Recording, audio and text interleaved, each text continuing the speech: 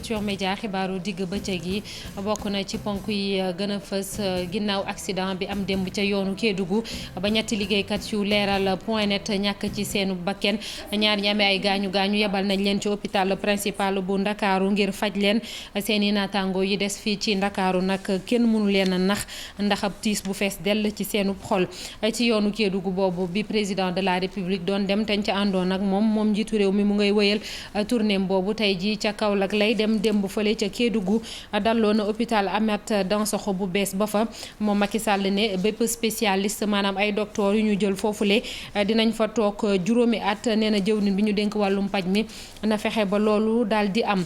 ci jamono jooju ca Île Sine ak Saloum ña fay yeewoo la ñu bëgg mooy ñu am seenu hôpitalu bopp ndax diwaan yooyu la ruqe boo xam ne askan wi ngir faju lu jafe la rawatina soxna yi bu ñu tollee diggante ñaare ca Kébémer moom jàngalekat yi mer bay futtu li ko waral mooy benn professeur philosophie bu ab élève am doon fitnaal ñoom jàngalekat yi la ñu bëgg mooy élève boobu la ñu dàq ko administration bi ne du ca dal inspection d'académie ba jamono ji moo cay jéem a dox tànkub jàmm xibaar yi bokk na ci wàllum tàggat yaram football ak équipe nationale bu Sénégal gaynde yi démb def nañ seenub galop d'entraînement bu njëkk ca stade Lat Dior ba fa tey jile ca ngoon ca Saly Portudal la ñu nar a tàggatoo loolee lépp tënk la mbokk yi nes tuuti ñu yaatal ko.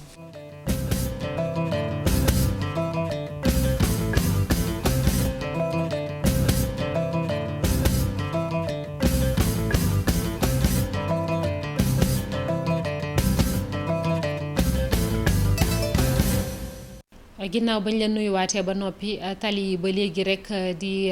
faat ay doomi aadama am na beneen accident bu am fële ca Gandiaye ñu ne lu toll ci 20 kilomètres ca Kaolack benn camion malien moom moo tël benn dawalkatu moto Jakarta ba gone googu faatu ci saasi ñoom askan wi mer bay futtu ñu ngi koy naqarlu bu baax a baax nee nañu dig-digal boobule dafa ñàkk kaaraange la ñu bëgg mooy ay ralentisseur ñu def ko fa ndax ay accident dafay faral di am te lu ci bëri ay nit dañ ci gaañu yu metti wala sax ñu ñàkk ci seen bakken comme bi amoon démb ca guddi ñu delluwaat ci accident bi amoon ca yoonu Kédougou ba ñetti liggéeykat yu leeral point net ñàkk ci seen bakken mu di benn taskatu xabaar benn caméraman ak chauffeur ba doon dawal oto wa ñaar ñi nga xam ne dañ ci am ay gaañu yebal nañ leen fii ci hôpital principal bu Ndakaaru ba ñu demee ca rédaction centrale ba nekk fii ci Ouest Foire ca Ndakaaru seeni naataango yi des fii daanaka kenn mënatu leen a téye seenub naqar dafa rëy loolu wax loo leen sax nekk na lu jafe reportage Aminata Mbaare Sow Modou Diop. jafe na ñu génne ab baat fii ci rédaction bu Leral TV ñëpp di fàttaliku. ñett ñi nga xam ni ñàkk nañ seen bakkan ci accident bi le am. ba ñett ñàkk ci seen bakkan ci saa si muy Mamadou Yoro Diallo di cadreur ak Abou Mamadou Sy journaliste ak ki nga xamante ni moom mooy chauffeur bi di Ousmane Ndiaye. donc ñaar ñeneen ñi nga xamante ni ñoom ñoo ci àndoon ci convoi bi muy Thierno Kane di journaliste moom it ak Aminata Sow di animatrice fii ñoom dañu blessé ba fi mu toll nii ñu ngi hôpital nekk naqar bu metti bu tiis bu dal suñu kaw. ñoom ñett ñëpp ku nekk amoon na sa rôle bi ngay joué commençons par le chauffeur Ousmane déjà ci weeru koor bi ñun ñoo fi doon nekk ba 4 heures du matin moom moo ma doon yóbbu sama kër. musul xultu wala wax ni sonn na Yaro c'est un cadreur boo ko joxee sa élément il le fait comme tu le veux ba parfois wax li na nii laa ko xalaatee nañ ko defee ni moo gën Abou am nañ ay relations yu xaw a particulières parce que xamante nañ avant may rejoindre groupe bi il m'appelait affectueusement ci lo miñam c'est-à-dire sama rak en Halpulaar. fii ci portable bi muy won waxtaan bi nga xam ni tey jii ci suba la ko amaloon moo xaritam ba woon di Abou Mamadou Sy. pas plus tard que tey 9h envoyé na ma message privé wax ma ñetti chapeau yi ñoom ñooy jàll pour journal Midi. hier on s'est fait benn appel vidéo WhatsApp pour won ma ambiance bi fa doon ràññee nekkoon na ku particulier. reportage bi de du mujjee jàll ndaxte journaliste bi ak caméram ak tamit ki doon dawal seen oto ñoom ñëpp daal di ñàkk seen bakkan ci accident bi le Yoro parfois dafa ànd ak moom ci terrain bi reportage mais vraiment dafa daan sax soññu di la motiver donte sax cadre la dal daan motiver ci wàllu réalisation ci sa liggéey. Abou nekkoon na ki nga xamante ni pour moom le savoir nekkul rek ku la jiitu moo ko mën a am daf doon nangu ko corriger dinañu liggéey kon ne liggéey mais pas comme avant ni ñu doon liggéey nit ki boo nekkee ci dëj da ngay nekk ci dëj bi jéem a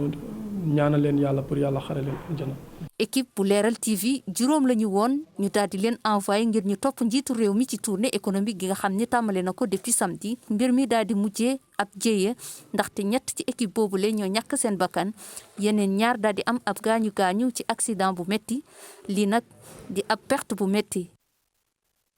jërëjëf Aminata Mbaré Sow levée du corps ñetti agent leeral.net yooyu la dinañ ko amal ni ki suba bu fukki waxtu jotee ci hôpital principal bu Ndakaaru Abou Mamadou Sy moom dinañ ko yóbbu fële ca Podor foofu lañ ko nar a robee Mouhamadou Yoro Diallo dinañ ko dugal ci ab avion yóbbu ko fële ca Ziguinchor ka ca des di Ousmane Ndiaye moom nag dinañ ko jébbal sunu borom ca diwaanu Touba bu ñu sukkandikoo ci leeral démb ca Kédougou sax doon nañ fa amal ab wàcce kaamil ngir ñaanal ñetti way dawlu yooyu le ñaanal tamit ñi nga xam ne ñoom ñoo am ay gaañu yàlla fëgg seen bopp ci nu mu gën a gaawee accident yi li muy am fii ci réew bi bëri na ci atum 2020 daanaka lu jéggi juróom-benn téeméeri doomi aadama ñàkk nañu seen bakken bu ñu sukkandikoo ci ki jiite Partenaires West Africa di ab ONG te dafay am ay njeexital ci wàllum koom. moom professeur Adjaratou Waxa Aïdara Ndiaye li mu jàpp mooy tali lu ci bëri dafay bon moo waral ba accident yi dam waaye yenn saa yi tamit ñiy dawal oto yi du ñu ànd ak seenu xel nee na la mu bëgg mooy ñu gën a dëgëral daan yi ngir ku def ay njombe yoon mën a dal sa kaw dañ koy déglu moom professeur Adjaratou Waxa Aïdara Ndiaye moo nekkoon ganu Infos du Matin ci micro Chérif Dia. jàngoro buy reyaate boo xoolee tey Sénégal accident yi li muy rey sax moo ëpp mbas mi nga xam ne ñëpp moom la ñu regal ci àddina bi ndax boo xoolee tey daaw rek bu ñu xaymawee juróom benn téeméer ak ñaar fukk ak benn lu ko ëpp sax dee nañ ci tali bi mais bu ñu gisee ñi dee lii rëy mooy li nga xamante ne tali bi mu ngi leen di laago mu ngi leen di gaañ kii bu ñu xoolee ñu ne Fatick maanaam par weer ñetti weer yi weesu ñeent fukk ak juróom benn faat nañ ci tali bi ci ay accident diggante route nationale boobu déjà sensibiliser xamal nit ñi ne que permis du lu ñuy fooye permis da nga war ko jàng boo ko jàngee ba pare nga demaat jàngaat aussi sa bopp taxaw ci tali bi te respecter code de la route benn mais aussi état bi nga xam ne moo war a garantir sécurité citoyen yi ak takk der yi ñuy sanctionné pneu yi aussi bëri na aussi qualité tali bi aussi ndax tali bi aussi du defar ay tali yi kese mais tali yu baax tali yi war na yaatu ba nga xam ne ñu def ay bande d'arrêt d'urgence yi nga xamante ne oto bu ci am kii war nga mun a taxaw hauteur tali bi aussi parce que bu tali bi tamit kawee yow nga gis dara nga war a bëgg a rabattre sur l'aile mu am problème donc loolu yëpp donc c'est multifactoriel. ñoom ñi faatu ci accident boobule di fàttali rek ni njiitu réew mi lañ àndaloon ci tournée économique bi muy amal démb ca Kédougou moom président Macky Sall xamle na ni dinañ fa tabax lu yàggul dara benn aéroport am na hôpital bu mu fa dalloo muy hôpital Amath Dansokho moom Macky Sall la mu wax nag mooy spécialiste yi ñu nar a jël ci hôpital boobule dinañ fa toog ci diirub juróomi at mi ngi ñaax jëwriñ bi ñu dénk wàllu wér-gu-yaramu askan wi di Abdoulaye Diouf Sarr mu fexe ba lu ni mel daal di am Alhassane Ba Thierno Mendy ñooy suñu ndaw yi ñu yabal foofu ca Kédougou reportage. nee na ndaje mi daf ko bëggoon annuler ngir li nga xamante ni jot nañ ko ñàkk ci ay ndaw ñu fare ca leeral waaye nag askanu Kédougou mu ngi ko doon xaar ba mu agsee moom njiitu réew mi minute de silence la ñu def. Je vous remercie. fii ci Kédougou ay programme yu bëri jot na ko lancé moom njiitu réew mi yu ci mel ni PUDC Puma ngir courant ak désenclavé gox bi. programme Promoville ñëw buñ sukkandikoo ci Macky Sall jàppale gox bi ci ay yoon yu baax. Le démarrage de Promoville qui est le pendant urbain du PUDC. tàmbali liggéeyu Promoville lu ñuy rafetlu la muy loo xamante ni kon ci réewu taax yi la mënoon ko méngaleeg li PUDC di def ci dëkku kaw yi ba tax na kon wàllu dem beeg dikk bi ci dëkku taax yi gën a mën a ñoŋ ñu koy wax voirie urbaine. mu yokk ci ne aéroport bu yees du yàgg dara dañ ko taxawal.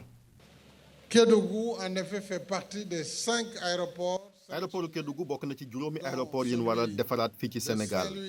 bu Ndar moom fii ak décembre dinañ ko daloo Ourossogui fii ak fukki fan dinañ lancer travaux yi président nag bu dee day def tournée économique am ñu naan day politique loolu ay caaxaan la jaadu na buñ santaane bi liggéey en tant que président yenn saa yi mu wàcc ci terrain bi xool ba xam ndax lam dige woon ñi ngi koy jëfee bu ko defee suñ ko deful mu daal di rek wax ñu daal di accélérer boobee liggéey. Les blocages, les difficultés pour donner un coup d'accélérateur.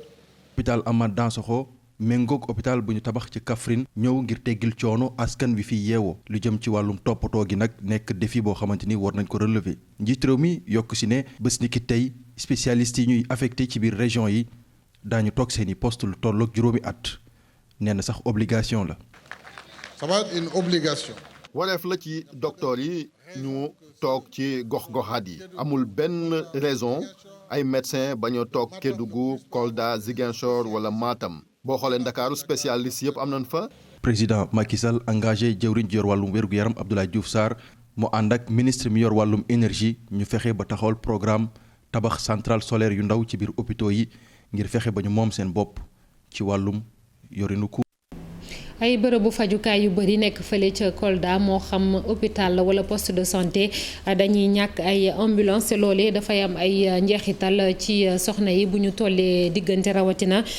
lu ci mel ni hôpital wala poste de santé ba ca Koungkané foofule lu ci bëri dañuy àbb ay ambulance ngir mën a jël seeni malade rawale leen mu ngi nekk ci route nationale numéro 6 ci département bu Vélingara reportage ca Kolda Abdoulaye Diallo.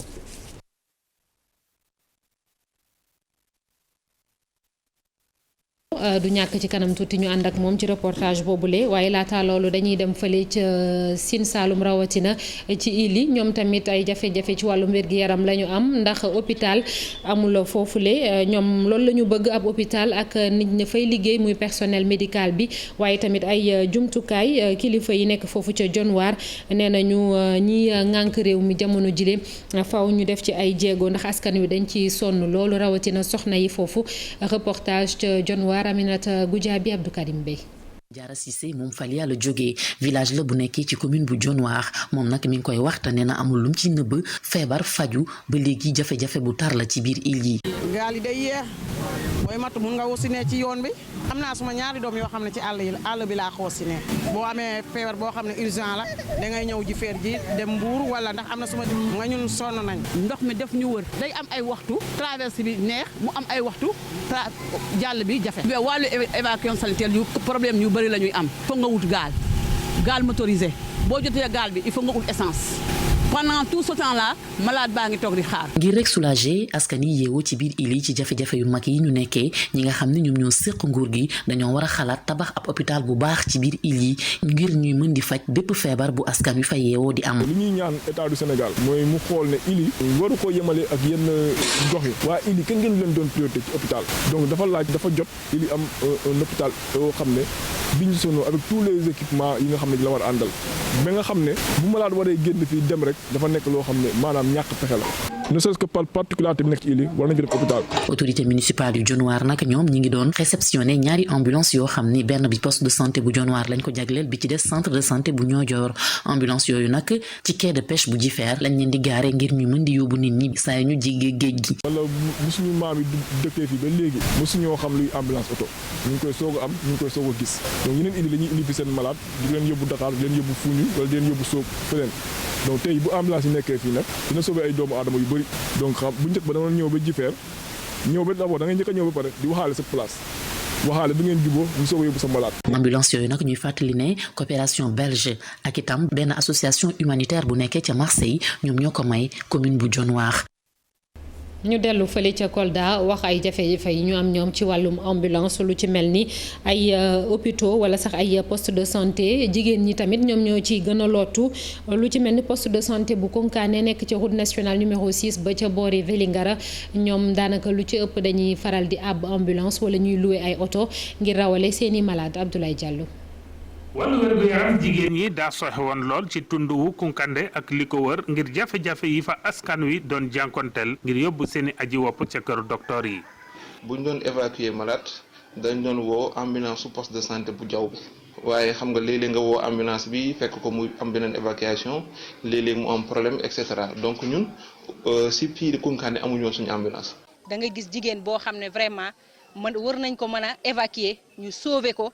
mais vraiment par faute de ambulance amuñu ambulance dina fi traîner ba mu dee ñenn ñi da ngay gis ñuy ñàkk deret ak loolu amoon nañ daal difficulté yu bëri wax dëgg fa neex yàlla ci évacuation. waaye yile jafe-jafe tàmbali nañu saafaraw ak ndimbalu Bamtare di ab kuréel bi ëmb doomu Kunkande yi boole seeni am-am ngir amal seeni këru docteur ab ambulance. dañoo gisoon population dama ay jafe-jafe si jafe-jafe yooyu ñu xalaat pour dindi jafe-jafe il faut ñu am ambulance si loolu moo tax ñu xalaat jënd ambulance bi pour mettre à la disposition du poste de santé de Kunkande. tabax nañu fa it ab néeg buy dalal aji wopp yi. avec le paludisme on voit que beaucoup. ci jamono yi sibiru aji wopp yi dañu daan bare fii ba muy tax ñenn ci ñoom doon tëdd ci biti looloo ñu tax a am xalaat tabaxaat bâtiment bi ngir wàññi coono askan woowee. qui pouvait être réhabilité c'est dans ce sens qu'on a réfléchi. jëf ji ni mel war nañ leen di amal ci bépp fànn ngir yombalal askan wi seeni dund. ca Thiès moom ñiy dawal ay camion vidange maanaam ñiy ŋàcc ay foos ñoom dañoo mer bay futtu ndax amatuñu fenn fu ñu sotti ndox yu bon yooyu la buñ ko ŋàccee ba noppi loolee waral it askan wi ñoom tamit yëf yi metti leen ndax ñoom ci seen bopp it seen i fosse septique gisatuñu ku leen ko defaral service d'hygiène bi fare foofu la ca diwaan bu Thiès moom moo cay def ay jéego di laaj kilifa yi ñu wutal leen bërëb boo xam ne foofu la ñuy sotti ndox yi ndax daanaka suuf desatul foofu ca Thiès reportage Cheikh Anta Diop say laaj ñii di ay chauffeur camion yi nga xamante ne ñoom ñooy manque fosse yi ak ndox mu bon mi jamono yi day fii ci diwaanu Thiès ñu ngi ci ay jafe-jafe. bu ñu chargé oto yi bu ñu ko tuur daal la ñu am problème barki démb am suñu benn oto boo xam ne 500000 la fay am koo xam ne 200000 la fay waaw ñoo ngi nii taxaw ci gannaaw eaux et forêt di ñu jàpp service d'hygiène di ñu jàpp loolu nag dafa war a jeex ndax dañoo sonn. dañuy làkkatu jël téléphone jox suñu apprenti ne ko taxawal tali bi ku mu gis woo la nga taal sa oto daw. boo dawee nag làqatu ci biir àll bi mënu ñooy bàyyi suñu njaboot ca kër ga génn pour liggéey du ñu am jàmm loolu neexul site boo xam ne fii lañ naan ni autovirage nañ tuur fii looloo ñu ñor li nga yoonu Morolan bi yëpp dagg nañ ko jaay lu ay terrain te Thiès amul tuurukaay boo xam ne fa la ñuy sotti affaire yi. chef brigade régionale bu service d'hygiène bu Thiès di capitaine Idrissa Ndiaye di koon doon waxtaan ak ñoom ci wàllu cet gi. kayit bi nga xam moom la service d'hygiène di liggéey li ñoo code de l'hygiène dafa diis. bu fekkee ni dafa am ay infraction yoo def si wàllum ndox moom donc mu nekk ay alamaan yu ñuy teg si ñoom yoo xam ne mun na dem si 200000 ba ñaari millions. mun na tëj kaso ñaari weer ba ñaari at. Thiès fii amul bërëb boo xam ne mun nañ fa yóbbu ndox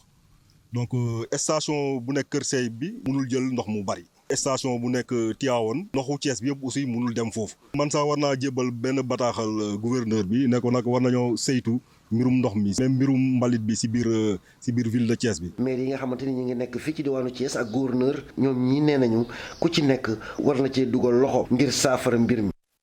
ñeneen ñoom lu leen naqari mooy ñi yëngatu ci njaayum ndaamaraas fële ca Ziguinchor dajaloo woon nañu ca port ba ngir wax la leen naqari la ñu bëgg mooy dem beeg dikk bi ci wàllum géej bi ñu yaatal ko ba ñeneen mën caa dugg ndax yenn saay ay toni ndaamaraas dafay tagatémbe foofule ca port ba dañuy déglu ki yore seen kàddu Amadou Diène lay wuyoo ci micro Boubacar Diassi ak Lamine Mondiang. ma wax leen ni li ñu tax a jóg tey mooy dafa am situation bi am. ñi fi nekk yëpp ay acteurs lañu ci filière anacarde situation bi am mooy dañoo gis ni port bi dafa am ay manquement te ñun ñëpp amuñu fenn fu ñu yóbbu kaju bi fu dul fii ndax ñun ñoo ko tënkoon ne yoon bi pour dem Banjul dañ koy arrêté lu tax ñu arrêté ko c'est pour que ñu mën a créer activité fii ci Ziguinchor doomu Ziguinchor yi mën ci am njëriñ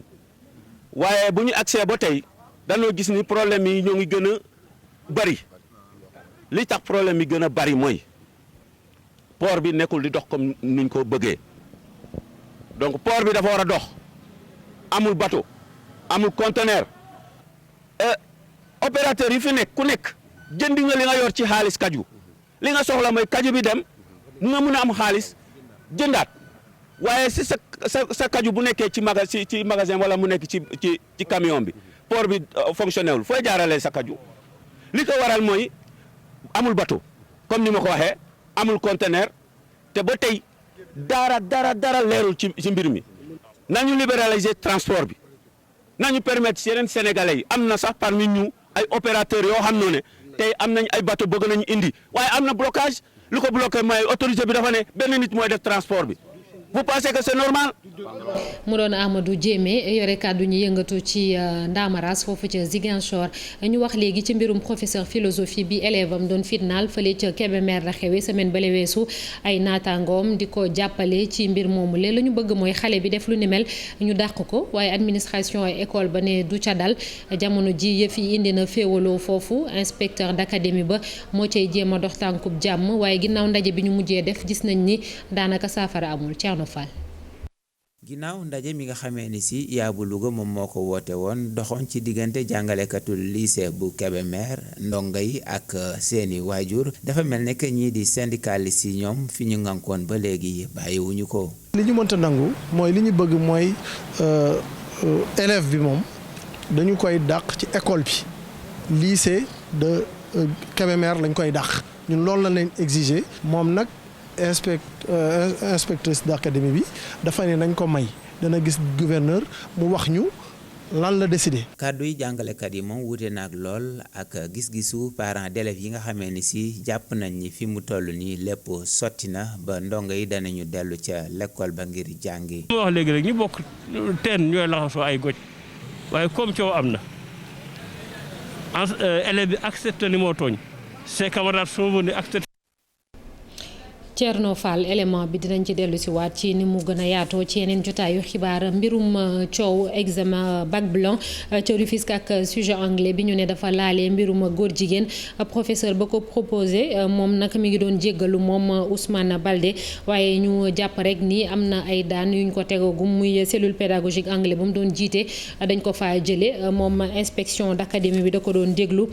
ci coow loolu le fii ci Sénégal booy xool candidat baccalauréat yaay buñ tollee téeméer juróom fukk ak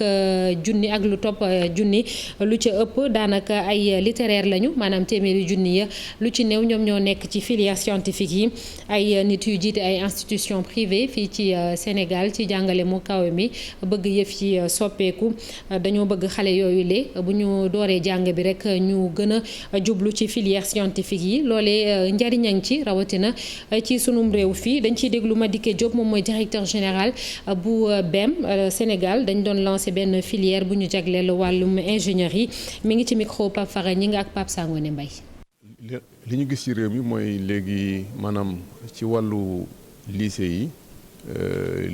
étudiants yi élèves yi def baccalauréat nekk ci baccalauréat scientifique mooy li ñuy wax science lu néew la ñu ci gën a bari ñu ngi nekk ci wàllu li ñuy wax littérature du caageen loolu baaxul waane comme suñu réew dafa ne enseignement supérieur maanaam jàng mu kaw mi daara yu kaw yi dañ ko bëgg a juble mu dem ci wàllu science ñun looloo tax ñu créer école bi maanaam bëgg ci aussi taxaw ci biir lycée yi ba njàngum science nekk lu xale yi ñeme loo xam ne suba dinañ ci am ay xale yu gën a bari ñoo xam ne dañuy dugg ci njàngum science mën a yegg si itam ci école yu mel nii ndax loolu aussi yaakaar nañu fii àddina bi toll loolu mooy njariñu dëkk yu bari te mooy njariñu suñu réew. xibaaru politique ci wàllum coalition présidentielle ba jamono ji nemmeeku gi ca Bambey mooy fu waay xam dem yëf yi daal tasaaroo lay gën a nduru mbir mi boo moyul ci élection locale yi ñu dëgmal déwén dina am ay njeexital yu metti ba tax na Pape Diouf nekk ancien ministre bokk ci coalition boobule nee na daf cee nam ma def ay jéego fexe ba ñooñee ñëpp daal di déggoo da doon jàkkaarloo taskatu xabaar yi foofu ca Bambey reportage Babacar Diouf Ndongo Ndiaye. mbir mi du yomb wante kii magal coalition présidentielle ci département bu Bambey nee na lu mën na nekk la Pape Diouf. li ñu ma sant tey dinaa ci jóg parce que mosuma cee jóg mooy ñi nga xam ne Benno Bokk Yaakaar la ñu ànd parce que man damaa bëgg fépp fu ma far nuy am ndam la koy def nag mooy nuy waxtaan di diisoo ànd moom benn neexu ci waaye nag il faut bu nuy ànd nu joxante cër dinaay sol sama dàll nag. ñi nga xam ne moom la ñu bokkal département bi mooy xam ci Benno la ñu bokk wala yeneen Sénégal doomu Bambey yoo xam ne bëgg nañ ñu ànd liggéey pour Bambey jëm kanam ma ne loolu dinaa sol sama dàll pour dox ko pour que ëllëg si biir ñu xam ne liggéey nañu la jeunesse moom. fi nekkoon ancien ministre de la pêche di ñaawlu ñenn ñi nga xam ne ci internet bi la ñuy toog rek di saaga. mooy Bambey ak li fi nekk ci ay doom yu aadama yu baax am xam-xam te jëfandikoo ñu ko loolu laa bëgg effectivement ñu mel ni lii ak ñeneen ak ñoom ñu jóg xam ne ay cadre ngi fi ay nit ñu baax a ngi fi. Pape Diouf nekkoon fi maire Bambey rafetlu tamit li nga xamante ni moom la fi def te nee na ba mu nekkee maire li mu fi def kenn defagu ko fi boobaak léegi. tàggat yaram rawatina football Sénégal def na galop d'entraînement bu njëkk démb fële ca stade Lat Dior ba ca Thiès ci ñaar fukk ak juróom-benn joueur yi Aliou Cissé convoqué ñaar ñoom ñoo ca ñëwul mu di Habibou Diallo ak Edouard Mendy moom Aliou Cissé daanaka mi ngi doon jéem ñaari système de jeu foofule Cheikh Anta Diop teewoon na ci séance d'entraînement boobu les reportages. bi bus bi taxawee ba ñu wàcc ñoom ñépp ku ci nekk di ree di saafonteel ak supporters yi dugg ci vestiaire yi fukki minutes lañ ci def daanaka génn taxaw ci pelouse stade Lat Dior bu Thiès ginnaaw kii di Habib Diallo mi ne yaram wi dafa sutante ak Edouard Mendy bi nga xamante ne moom moo jël barki de moo njaay Ligue des champions ñoom dikkuñu waaye ñaar fukki jour ak ñeent yépp ñi ngi woon ci entraînement bi Cheikhou Kouyaté ak Crépin Diatta yàkkamti woon lool dugg ci pelouse bi ñu leen laajee lu jëm ci wàllu ni ñuy waajale match yi nee nañ dal teyit li seen kanam moom mooy fexe ba match yëpp ñu mën koo gagné ba ci Coupe d'Afrique des Nations. waaw comme ni ma ko doon waxee rek ça fait du bien ñu ñëwaat jéem a def opposition comme ça ñu mën a am ay automatisme ci terrain bi parce que ça fait un moment je pense depuis mars donc c'est bien te ñu dellu si fii comme ça ñu mën a am automatisme parce que terrain bi c'est vrai que c'est difficile mais bon. yàgg nañ di jouer ci terrain yi gën a pire yi donc il faut que ñu adapté aussi. Ouais c'est vrai que saison bi jeex na mais suñu club mais fii en équipe nationale je pense que des na donc ci philosophie boobu la ñu war a demee et puis voilà ñaari match la. fii ci biir terrain bi daanaka ñaari équipe lañ ko defoon préparateur physique bi nag di leen waajal fii. stade Lat Dior bu Thiès nag supporters yi ñu ci bëri nag ñëwoon nañu doon tàccu nag ñu mel ni Sadio Mané Kalidou Koulibaly ak Pape Matar Sarr mi nga xamante ni moo gën a néewi at ci équipe bi nekkit doomu Thiès. reelu entraînement bi Sénégal dina ko amal tey jile ci ngoon fële ca Saly Portudal lay doon fàttali ni Sénégal dafa nar a daje ak Zambie juróomi fan ci weeru juin bi ñu nekk beneen ndaje bi diggam ak Cap-Vert lay doon le 8 ba léegi ca stade Lat Dior ñu egsi ci pàcc bu mujj Mamadou Mouhamed Ndiaye la ñuy àndal ci li yëglekaay xëye tey jile. jërë ngeen jëf bëccëg gu lëndëm këriis la waa leeral dund tiisu rëy la presse Sénégal dund naqar wu mag ci la média yu Sénégal yi nekk yëral xët mu njëkk l'Observateur Ousmane Ndiaye Abou Mamadou Sy ak Mamadou Diallo ñoom ñett ñëpp ay liggéeykat lañu woon ca groupe leeral démb ci la ñu faatu ci accident bu am ca fay tolloog village bi di Jënu Jala ca buntu parc Ñokkoloko ba benn camion bu jóge woon Dakar moom bëkkanteeg oto bi équipe bu leeral bi ne woon juróomi nit ñoo newoon ca oto ba ñett ñi ñoom journal bi nee nañu fii saasi la ñu faatu kenn ki ab journaliste la bu tudd Abou Mamadou Sy keneen ki dib caméraman bu ñu naan Mamadou Diallo ñetteel ba muy chauffeur bi doon dawal wata bi ñu naan ko Ousmane Ndiaye l'Observateur wax ñu it ne am na ñaar ñu yàlla def ñu génne ci accident bi ak bakkan Aminata Sow ak Cheikhno Kane bi accident bi amee ay gaañu-gaañu la ñu ci jëlee ginnaaw bi ci la ñu leen rawale yóbbu leen ci hôpital régional bu Tambacounda yéenekaay bi nañu li leen taxoon na dem ci àll bi ba des ci tali bi di tournée économique bi président Macky Sall di def borom tournée ba di président Macky Sall bi mu yëgee li xew dem na ba fa jëyee ja xewe moo santaane ñu wut ab avion militaire évacué ci ñi blessé am na it ab équipe médicale bu jógee Ndakaaru fanaani Tamba lépp ci ndigalul njiitu réew mi quotidien moom it xibaar boobeeg ti sooy la xëyee li mu bind sax moo di accident am na ci cortège bu Macky Sall bi ba ñaari reporter yu doon liggéeyee ca leeral ak seenub chauffeur faatu ca la si ne kay nañu dañoo demoon couvrir tournée économique bu président di def ci àll bi journal bi dikkaat ak ñun ci ne accident bi demee ba wax ñu ne tiis woowee moo tax ba président Macky Sall santaane ñu dakkal lépp lu di xumbeel ci tournée économique bi muy def l'info nañu accident bu métti te yéeme envoyé spéciaux yu leeral yi dañu doon dem Kédougou ngir jiitu ji cortège bu président Macky Sall ci yoon wi la ñu daje ak camion malien bu jóge woon Mali doon ñëw Ndakaaru accident bi miti gu mu miti tax na yéenekaay bi nee nañu sapeur pompier yi bi ñu ñëwee daj nañu lu nekk ngir mën a génne néew yi ci oto bi sursoi nañu ñaar ñi génne ak bakkan ci accident bi kenn ki di Aminata Sow double fracture la am ci loxo càmmoñ bi ak ay fracture ci fambu gi am na it ay xoosu gars yi sursoi yi nañu ñoom ba ñu fay yegg moom Aminata Sow ngir mu mën a lekk wala ngir mu mën a toog dañu koy jàppale kenn ka ca des di Thierno kenn mënu ko woon a tëye ndax i jooy ki ñuy jooy ba léegi di Amath Dansokho Soleil national mi ngi ñuy xamal ne président national di Macky Sall delloo na ko njukkal l'hôpital bi njiitu réew mbir mi doon daloo démb ca Kédougou ndéem si yàlla Amath Dansokho la ko tuddee ba xam le fayit ne li tax mu tànn ko moo di dafa bëgg mu doon royukaay wax na fayit ne dana def kéemtalay kàttanam ba Kédougou ni mu làqoo mu làqarti ko maanaam fexe ba dem fa yomb président Macky Sall tukkeem bi ci yàlla bi El Hadji Amidou Kassé nee na visite de terrain la mi ngi ko wax ci journal Le Quotidien ubbil yéenekaay bi moom ministre conseil du président de la République en art et culture moo xëy di waxtaan ak waa Kër Madiambal Diagne yi nee na Fuuta Tampi tekkiwul ne waa Fuuta dañoo tàyyi ci Macky Sall moom Macky Sall Sud Quotidien bind na ne booye boo mu gën a jaajuwaat ndax ci élection locale yi ñu jëm li ko ci xaar du yomb ci ay investiture yu tar ci biir Benno Bokk Yaakaar Sud Quotidien nee nañu ci la ñu jëm ne bari na ay coup yu war a bokk mennam mbalka Abdoulaye Diouf Sarr ak Amadou Ba ci Ndakaaru ñaari Abdou yi di Abdoulaye Wilane ak Abdoulaye Sow ca Kaffrine Duel Si Sall di Aïssata Tall Sall ak Amadou Racine Sy ca Podor